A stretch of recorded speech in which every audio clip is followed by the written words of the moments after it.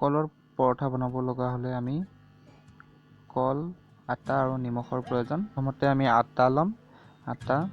আটাৰ পিছত আমি কল ল'ম। আটা যদি আমি 250 গ্ৰাম মান দিওঁ তেনেহ'লে কল 3টামান দিম। দি পিনি তাত নিমখ দি ভালকৈ মাৰি ল'ম আটাখিনি। ইয়াত পানী দিব নালাগে। আপোনালোকে ফটোত দেখাৰ নিচিনাকৈ যেনেকৈ আমি ৰুটি বনালে যেনেকৈ আটাখিনি মাৰি লওঁ ঠিক তেনেকৈ মাৰি লওক অলপ টাইটকৈ।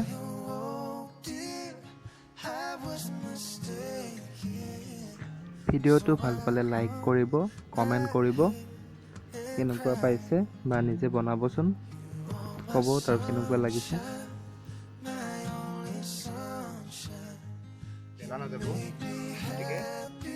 আটাত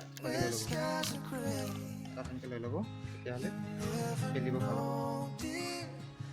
মোৰ অসুবিধা হৈছে বাৰু, এতিয়া এখন হাতেৰে বনাই আছোঁ। মই আপোনালোকক যিহেতু দেখুৱাবলৈ চেষ্টা কৰিছোঁ, অলপ কষ্ট হ'ব বাৰু, কথা নাই।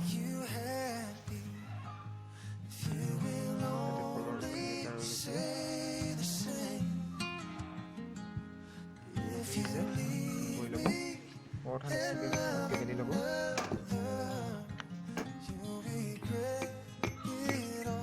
মোৰ এতিয়াতো ৰাউণ্ড নহ'ব পাৰে, কাৰণ ফ্ৰণ্টে মাৰি আছোঁ ন।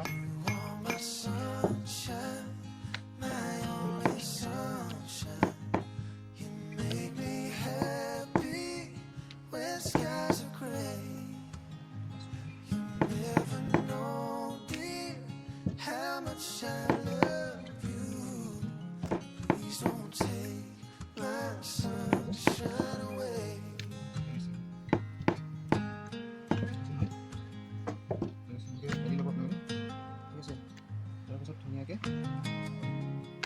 এতিয়া আমি কেৰাহীত তেল দিম। তেল বেছি পৰিমাণৰ নিদিওঁ বাৰু, সাধাৰণ তেল দিম। তেলখিনি এতিয়া গৰম হওক। তেল গৰম হৈছে এতিয়া, লাহেকৈ আমি এতিয়া ৰুটিখন দিম। যিহেতু তেল গৰম হ'ল, আমি ৰুটিখন বহাই দিম।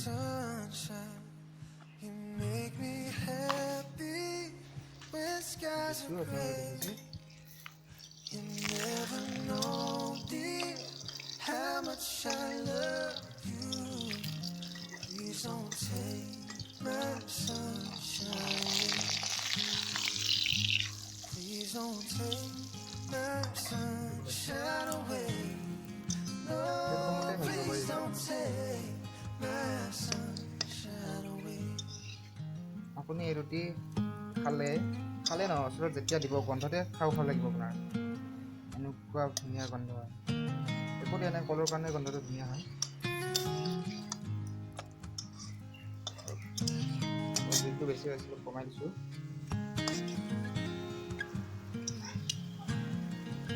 আপোনালোকে যদি ঘৰত বনাব চেষ্টা কৰে বা কিবা যদি সুবিধা পায় মোক কণ্টেক্ট কৰিব, মই ভালদৰে বুজাই দিম কি কৰিব লাগে।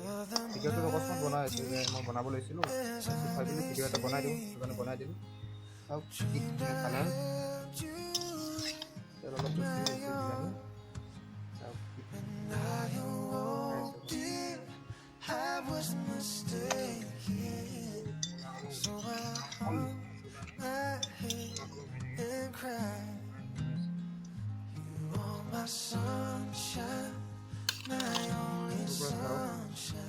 দেখিবলৈ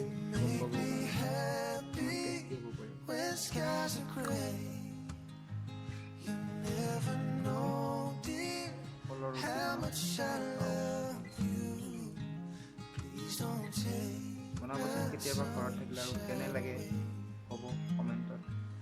দেখাই দিওঁ বাৰু, ভাল লাগিব।